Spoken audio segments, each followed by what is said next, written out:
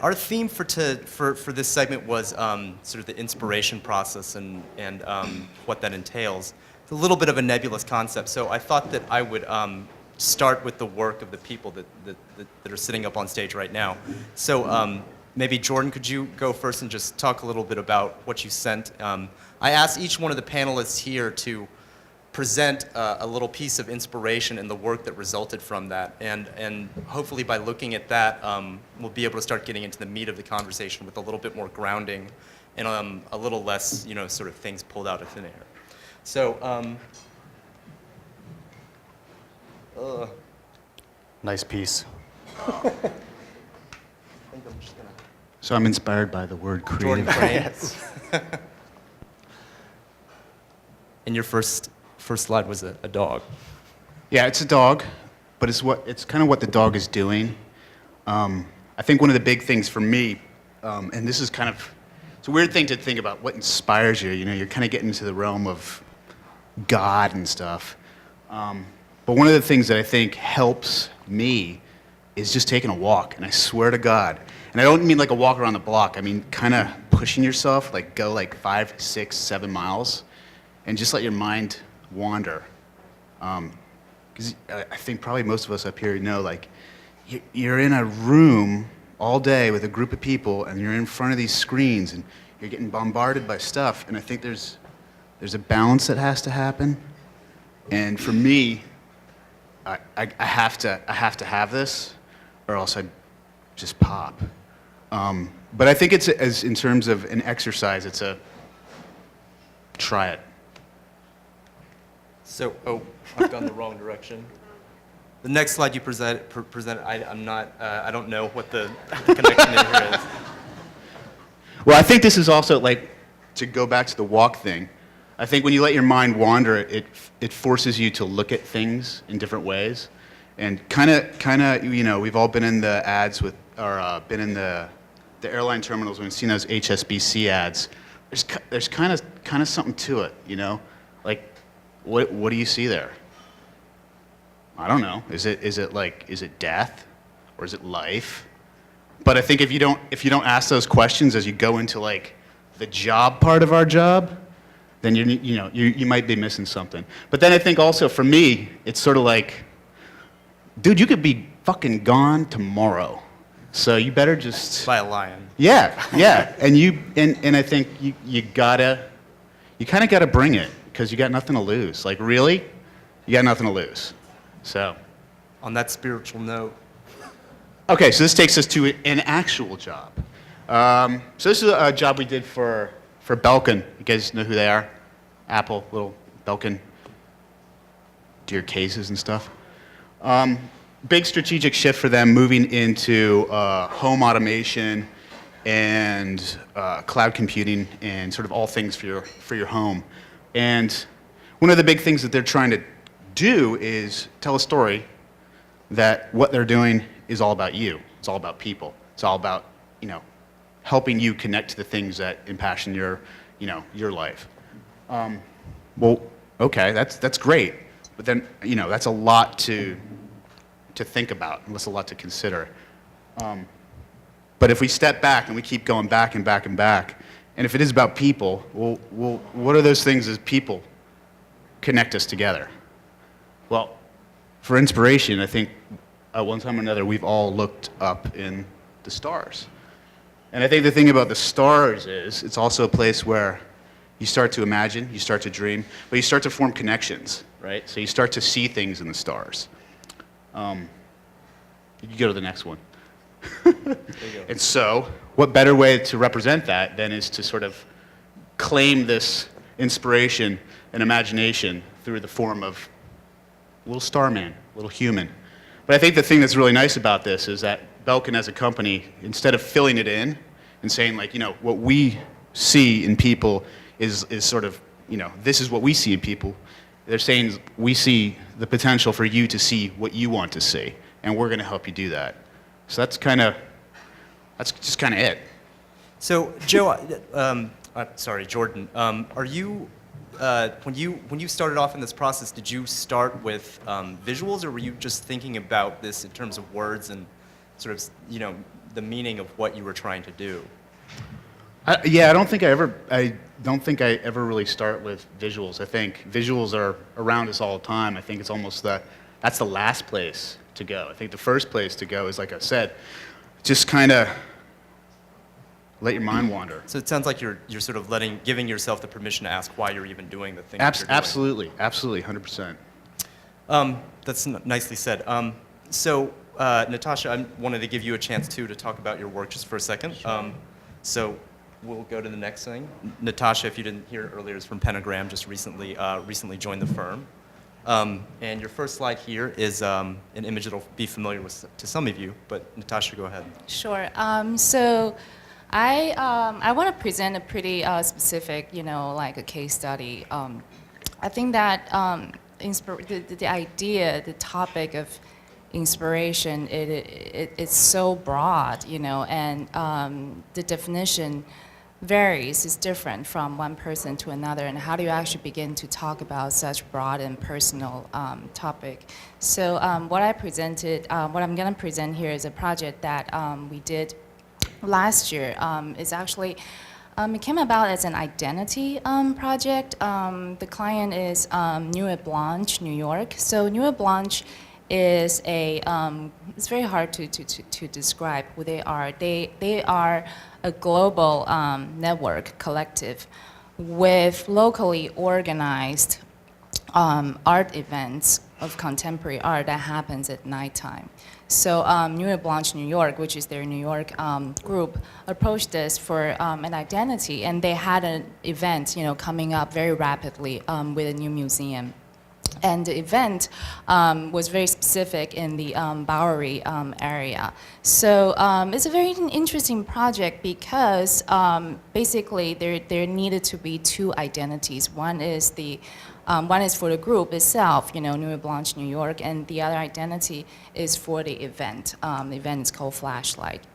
So we started to think about what actually really essentializes what Nuit Blanche does and what this event is about. I think that's sort of how we always, approach a project, to really kind of distill very essentials, about the project. So, Nuit Blanche, all their events take place in urban spaces, which I think is very critical, and it's something that's very unique to them. So when you start thinking about urban spaces, first thing that comes to mind is the idea of a grid or a grid system.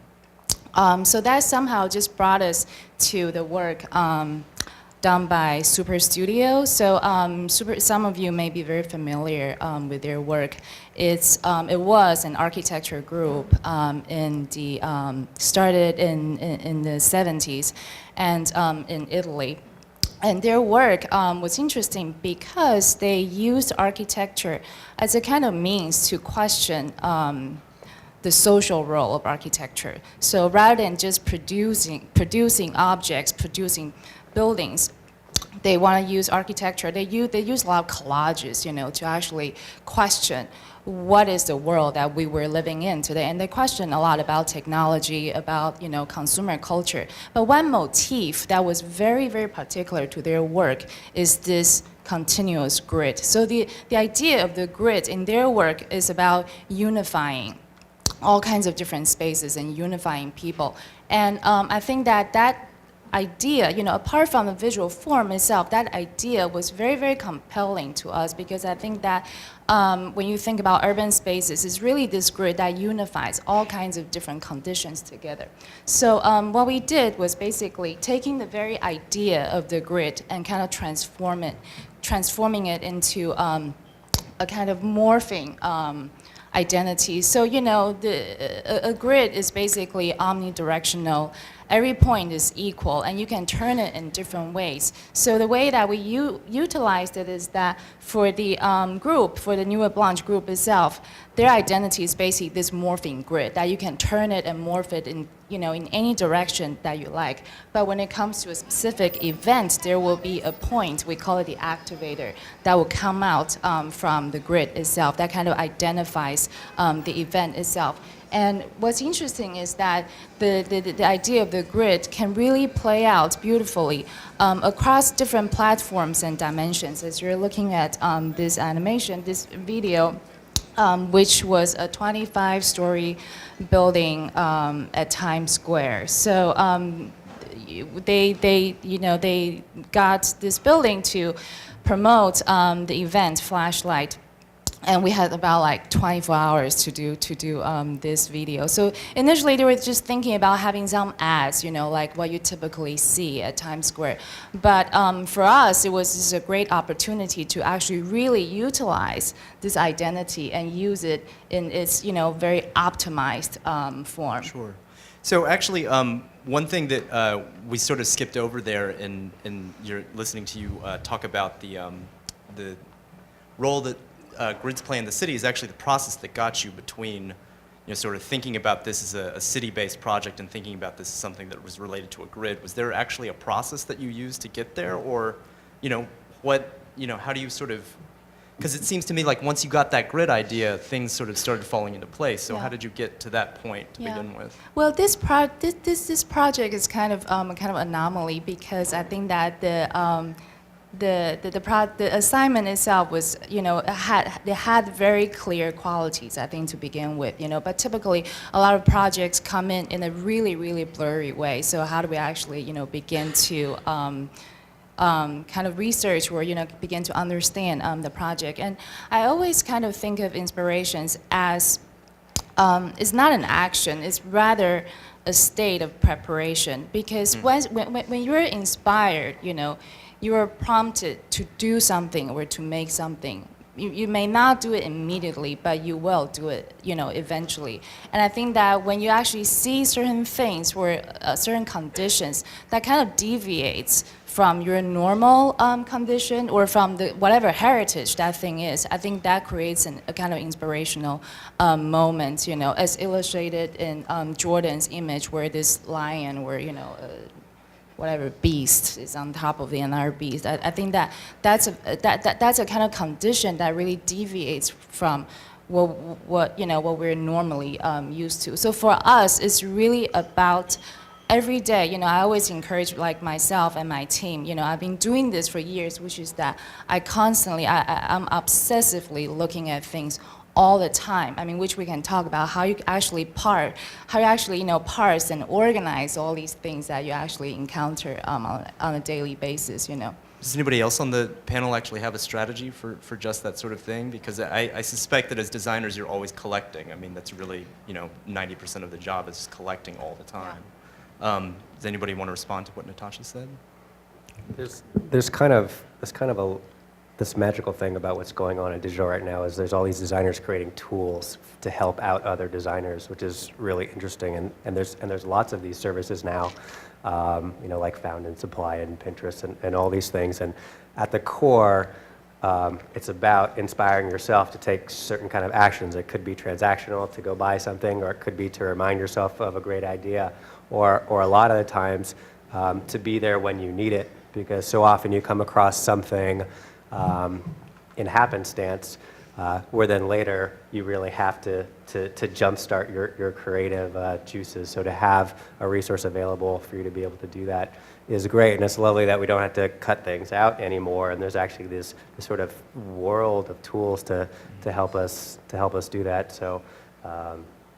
I'm wondering actually if you ever find yourself wanting to push back against those tools, though, because as I look at Found and Supply and those things, I see them, I look at them every day, and I find them, in a lot of ways, I feel like they're forcing a particular aesthetic or a particular presentation on me. And they can actually have like a kind of almost deadening effect when you see things curated so specifically. Yeah, there's like the hipster aesthetic, and like someone did this like amazing blog post of rebranding current brands with like the hipster aesthetic. So it's like circles and like that appeared on our site, by the way. It was so funny. It was like perfect, right? And so everything like does end up being like semi-homogeneous, which is interesting to a point, but it apparently is the design movement of current, and we all kind of see these design trends, and sometimes all of us have to jump back and jump out of that. So, I mean, me specifically, and I guess I'll talk about this for my example, like going back to the past, like going back like decades ago can really be a breath of fresh air, or to Jordan's point, being inspired by things completely divorced of the industry that we're in, because it is a bit insular and it is a bit inbred in a way, because you start to see the same ideas over and over again. So it is lovely that it's there for a certain level of inspiration, but it's an idea of like local peaks and global peaks, you know, like you can get really excited about the small thing, but there's bigger things on the horizon if you kind of force yourself to jump out and look for it. Actually, I wonder, you know, Natasha, your work, it's very visual. It's you know, it has a lot of motion in it. Jordan, the thing that you presented was an identity. And Joe, you know, you mentioned that you work a lot on digital projects. I'm wondering if there is a gap there in inspiration for you guys in sort of seeing, you know, it's very easy to look at a still image, but it's not necessarily so obvious what inspires you to create an interaction or something that moves or something that requires, you know, input on the user's part. You know, there's a slip between those two products. I'm wondering if any of you guys have ways of looking at the world that sort of starts pulling in some of that input. Anybody? I feel like I'm talking too much, but That's okay. I mean, I think that, well, it's actually pretty difficult to be inspired by the world of digital right now because it's a very new medium. Like commercial digital has like at best been around for 15 years, so there's really not a great history of work to look at, and there are no great digital designers yet. We're all in the first generation of them, so it's actually really hard to be inspired about making digital by digital. But something that's actually unbelievably inspiring is looking at the end user and what their problems are. So really talking to a person or your mom or a customer or their own ever business about the goals that they're trying to achieve. And sometimes they can be simple goals like, I want to buy a plane ticket. And that can be really inspiring to understand the problems that they have to go through. And then using the medium of design in order to solve that problem is actually typically much more inspiring than a type treatment or a great color palette or a beautiful poster. You know, the inspiring part is understanding the problem, proposing a solution, testing it, and having it work. That's really unbelievably powerfully inspiring.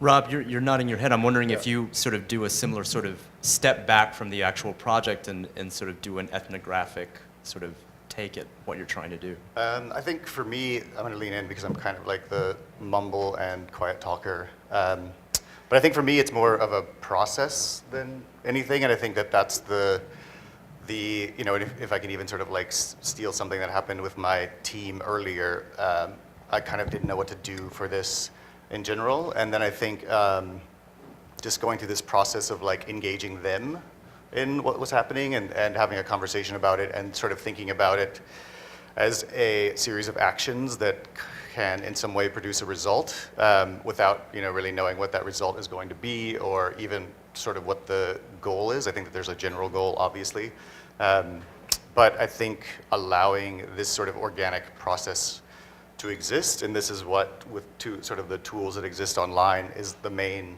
bummer for me, is that that, you know, through Google search or whatever it is, like that organic process sort of becomes very streamlined and predictable, and there's no real like organic growth that can happen out of that.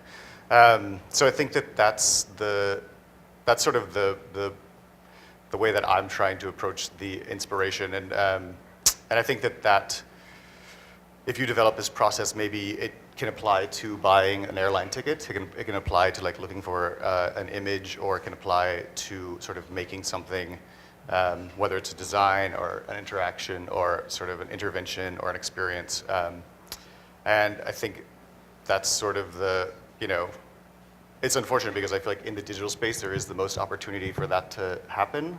But then I feel like the sort of regulation that's been established at this point through searches and other sort of, you know, image-based collection sites is kind of taking it down a notch a little bit. So with that, actually, this is probably a good segue into your inspiration slide. So once again, I'll talk about this. This was kind of the result of our conversation as a team, and it's a list of names, people, groups, other things that have inspired me throughout time. I think it's the most point of view I can have without really having a point of view. And I think that they were also sort of, you know, through our conversation with these talks, it's sort of like I'm going to be inspired by the things that inspire me, and I think everybody should be inspired by the things that inspire them personally, but then maybe, so I can't really describe a process, but maybe I can describe some reference points,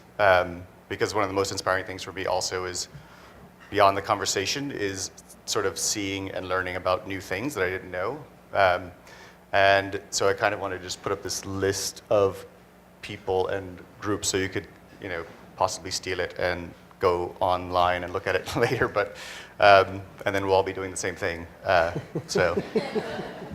I'm actually really curious about the name at the very end, Big Freedia. Do you have any thoughts yes. in particular about Big Freedia?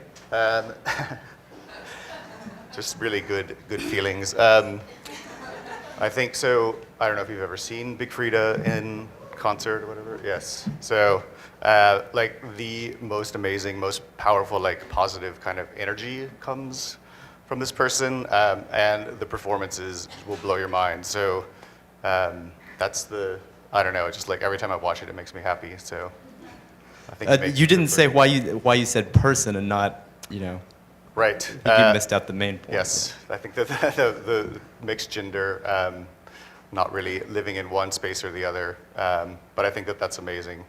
So And rapping about it. yeah, and rapping about it, and like can move the ass like nobody I've ever seen. So So let's look at the work that you were. and so out of that, it's kind of like, I don't know. I feel like in the industry, you can sort of have whatever reference points you want for inspiration, and a lot of stuff. At Mother, we basically have a series of blackboards, and this is possible, it happens in other places, but we are always putting images up on these blackboards with little pins. It's slightly archaic in the way that it happens. We've talked about like graduating to magnets or something, I don't know, but it still like seems a little in the olden days. But we kind of always seeing these inspirational things going in front of us, and out of that, there's always sort of a result. And these images were actually taken for a deodorant campaign, and sort of that aspect that it is for a deodorant, and that you can sort of have like a really kind of like tender, sweet heart on an armpit, really sort of like makes me excited. Because I think that it does show that through the right sort of inspiration, you can arrive at a place that even within a category that has sort of expected results, maybe it has to be like super humorous or whatever it is, you can kind of switch that direction if you sort of put the right things together. Well said. Jordan, I'm curious. I just wanted to move it back down the panel and ask you. You mentioned about taking a walk, doing something that gets you out of your mental space, which is something that a lot of neuroscientists talk about, and it's something that I think is probably pretty intuitive to a lot of people here. But backing up, between that, giving yourself that necessary space and actually doing the work, there's obviously lots of processes that are involved. I'm wondering if you work now differently than you did when you were, let's say, 10 years younger, knowing what you know about your creative process. Oh yeah, I mean, I think it's honestly, it's just experience and going through it, and also realizing what my job is now. I think my job is to really question, my team and myself and what we're doing, and ultimately, hopefully, just that we're pushing what we're doing. And so I think, when I was younger, it was just like, oh yeah, balls out, that's fucking great.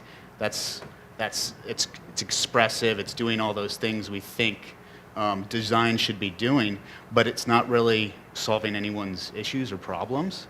So I think as you go through the process and you realize that you're not a one-man band, and you are trying to solve people's business issues and trying to express a strategy for a business that could be a group of 10 people or a group of 10,000 people, and they've come to us to help them bring their personality out to the world, then it's like, shit, that's a lot to take in. That's a lot of responsibility. So I have to be responsible and question myself, but then I also have to be responsible and let go of it at a certain time as well too, because that's ultimately why why clients come to us as well too, is because we do take that step and sort of letting go at the same time. Yeah, is that letting go something that any of you guys have had to sort of teach yourself as you've grown into the role of not necessarily, doing the actual creating the file yourself or whatever the case may be? I mean, at some point you have to let your team sort of start working their way through the problem that you've presented for them. So I'm wondering whether or not you guys had to teach yourselves that and how you did it.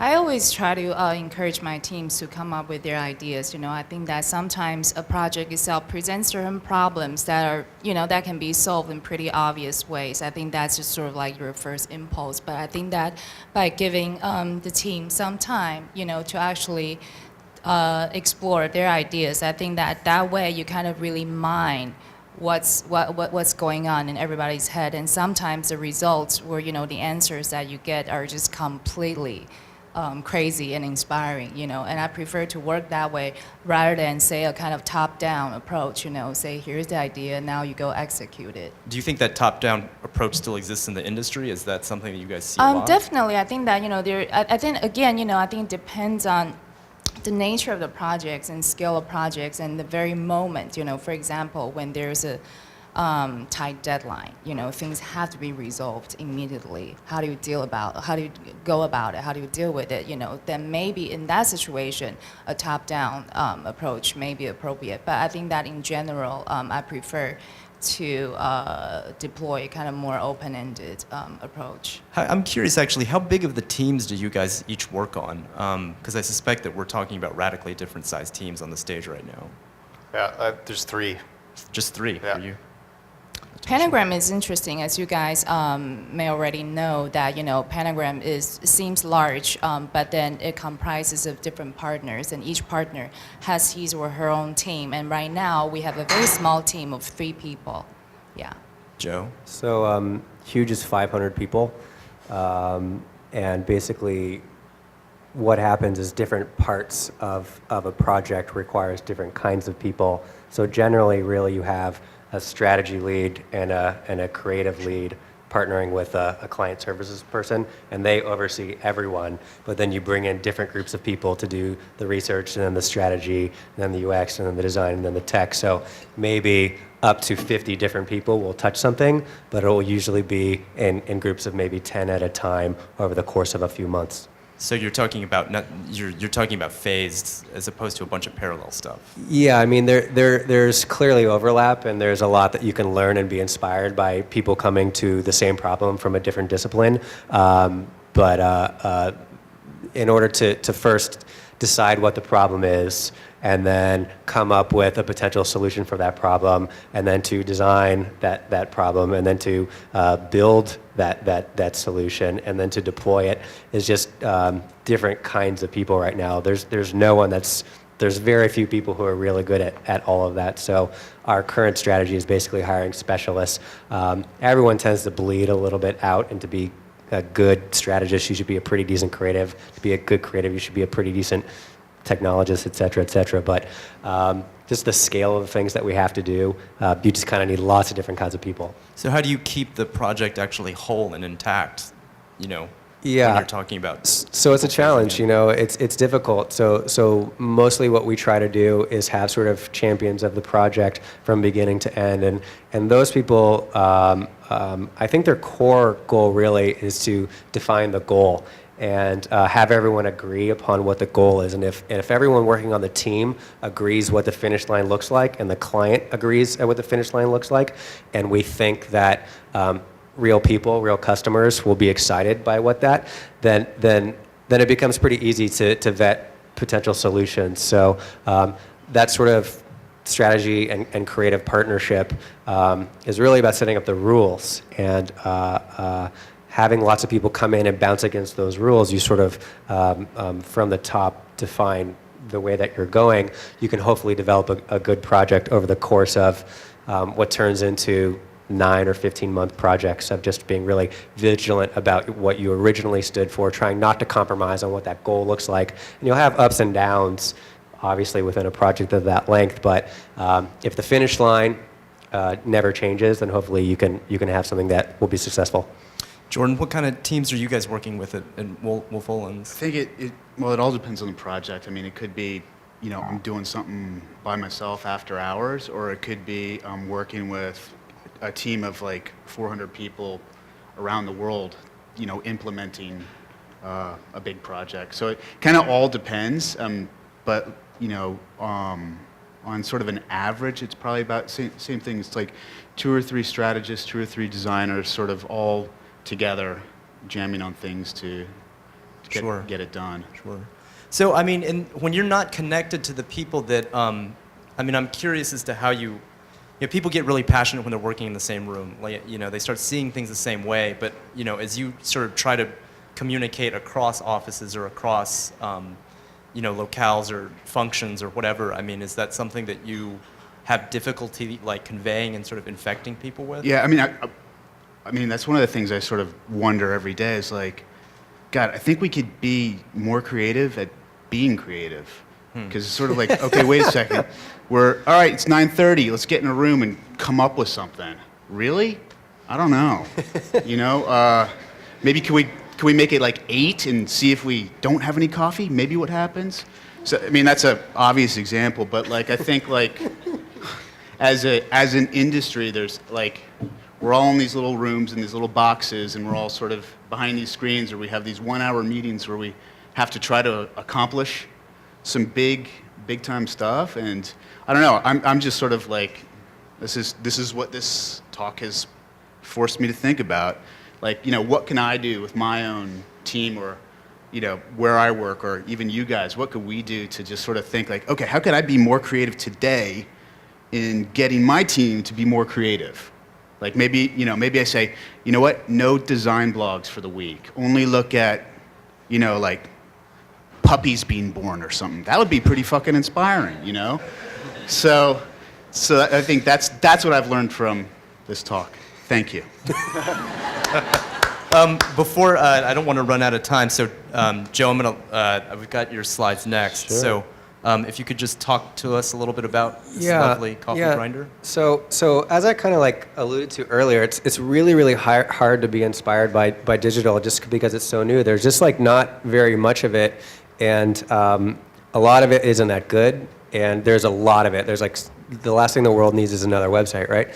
So I've been more inspired by the past than I think ever in my career, and both musically and kind of with design. And this is like a coffee maker or coffee grinder that I have in my office. And I guess what I like about it is if you were to ask 1,000 people what they would want out of a coffee grinder, they would all say one thing, which is, I just want to grind coffee. That's it, right? So that's all that this does. It does nothing else but grind coffee, and there's one button. Like, that's it. It does absolutely nothing other than the one thing that people really want. There's no bells and whistles. There's not modes. There's not settings. There's not, like, ornaments on it or whatever. But the one button is bright day-glow orange. So it only does the one thing that you really want it to do, but it does it in a way that you can really enjoy just through this small kind of active design. And I think like lots of really good design follows the same pattern of understanding what someone is interested in doing and then delivering that to them in a way that they can enjoy. And there's lots of kind of examples of that through history. And then this is kind of one of the examples that Huge has developed. So actually, Brian, this kid over here, was designing this page, and this is the HBO iPad app. So if you ask 1,000 people, which we did, what do you want an iPad app from HBO to do? They all say the same thing. I want to watch The Sopranos. I want to watch True Blood. That's all they say. When you ask industry insiders or the client, what should the HBO iPad app do? They say really different things, like maybe it should be a co-viewing experience or develop special content like just for this, or you can talk to the vampires behind the scenes or like different angles and you like slide it around and like horrible. all this stuff. Right. So all people really want is to watch The Sopranos. It's one thing. They want to press play. Just show me the play button. So So there's lots of ways to do that, though, right? Like YouTube has a play button, Hulu has one, Netflix has one, and they all feel like very, very, very different. And HBO's press play has to feel like HBO. It has to feel kind of like expensive and luxurious and premium and like you're getting the best stuff in the world. So that was really the goal. So when we were kind of kicking it off in the initial stages of sort of like setting up the rules, like the rules were there were two rules. One, all this person wants to do is watch a video, so kill everything else. And then two, it has to feel really sort of lush and premium like HBO. It has to be that orange button. You have to enjoy the act of pressing play. Nicely put. It's interesting that you're talking about product design, because I feel like product design is something that graphic designers often don't look to necessarily for inspiration, because it's just a different discipline. It has a lot of different concerns, you know. Yeah, I mean, but for me, like, just speaking for myself, like, I think it's most of the things that I've ever been most inspired by where I just went like, holy shit, like, God, I'll never do something that good. A lot of it has come from product design, you know. So like super obvious example, but like the first time you pick up an iPod, like you know exactly how to use it, but you fucking like love using it. Like those two things are really hard to do together. Or like on the digital side, like when like Gmail like just like redesigned itself, it looked like so gorgeous. But like I use Gmail 5,000 times a day, and like so I have to use it. But they changed the design. And did a really, really good job. So I like the way it looks. I like using it. I have an emotional connection with my inbox. Like, do you know how hard that is to do? That's so hard to do, you know? And those are both products, actually. I mean, one's a physical project and one is a digital product. But because of like my area of focus, like trying to take those lessons from what these masters who have been around for decades and decades have really figured out, and trying to translate that into the new medium is what I'm trying to do with my career. Do any of you else want to share examples of things that you find just extraordinarily well done from another discipline that you look to for lessons? Well, I think that we're always trying to look for inspirations from other disciplines other than graphic design. You know, I think that just with my experiences and also me being a graphic designer, I think our impulse is to kind of like look at the skin of things, meaning like how good it looks on the surface. You know, I think that a lot of graphic designers, for example, when they look at product design or furniture design, the first thing that they think about is how good it looks, but not the stuff that's actually behind it, you know, functionality, programmatic thinking, so on and so forth. But I find that when you're kind of, when you open yourself to practices or methods or, you know, thinking from other disciplines. For example, you know, can architecture inform how we think about design? Can architecture think about how we do digital stuff? You know, I think that once you begin to think across these media boundaries, I think interesting things begin to happen. You know, and I think that's, for me, that's what defines inspiration, because inspiration is when collisions happen from different contexts, you know, and I think that's oftentimes I think that's when innovations begin to happen. Sure. Yeah. Anybody else want to add to that? Yeah, I mean, so you guys seen the show So You Think You Could Dance? Fucking inspiring. I'm a sucker for like, you know, heartfelt stories, but just like watching people throw it on the line. I mean, it just gets me, and it's just such a, and it, you know, like, you know, I can dance, but I can't dance. And like when That's you see all you ever wanted to do. Exactly, and I ended up here. But like when you see someone who's the top of their craft, and especially with these young kids, and I'm using the show example, when you see someone just pour like their heart and soul into something like that, that's inspiring. Anything from you, Rob? Well, I think I might join Jordan on his walks, because I think that this is kind of the natural environment, and I was having a conversation with someone last night also about this, but the ability to sort of be in that kind of like the original, let's call it the original product design, where, you know, you can sort of just take a walk through nature and check out what's happening, I think is probably the most inspiring thing for me. All right. Anybody have any questions? That's not a question. You gotta have some. Natasha, I'll ask you a question about your work. Sure. It seemed to me that actually the way you were describing how you derive the grid from sort of looking at Super Studio's work, it's a very architectural way of working. Is that something consciously that you did?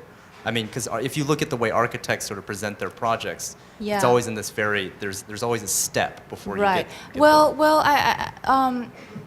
I began to become interested in architecture about, few years ago, so I categorize myself as an architecture enthusiast, by no means I'm an expert, but what's interesting to me is their kind of process, architects are very methodic in their thinking, and also their work tends to take on a lot of iterations, one after another, in order to arrive whatever the final result is. For example, they can design a staircase for 300 times. How interesting is that? Right. So yeah, but I find it interesting because I think that it deals with surfaces, which is what graphic designers deal with, but it also deals with three-dimensional spaces, and I think that three-dimensional spaces in a very physical way, for example, like this room, but also you can think of it in a kind of very virtual sense. When it comes to digital, like I tend to think of digital stuff as basically the problem of 0 and 1, and how do you actually modulate that to create different kinds of spaces, and what is the circulation in that, what is the programmatic, zoning in that, and I think that opens up a lot of possibilities. I don't look at websites for website inspiration, so on and so forth. Yeah. I think I missed a question, 2 questions down here. You in the striped sweater?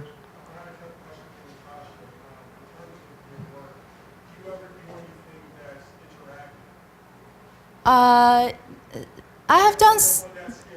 I have done several interactive projects, but nothing that sort of combines digital with physical and graphic in that sense, and that's something that I'm very interested in. But it's very hard to find opportunities like that. But I do believe that there are rooms to create that kind of opportunity. And I think we had one more question over here. Yeah, go ahead. Yeah, ideas come from everywhere. We kind of talked about that, and inspiration can come from many places. But when do you guys decide an idea, or how do you decide when an idea becomes a great idea? That's a good question. I mean, I actually once asked Frank Gehry how he knows when to stop. And he gave me a really sort of nasty answer. He said, "How do you know that you're done making love?" Which I was like, "That's not very helpful." Wow.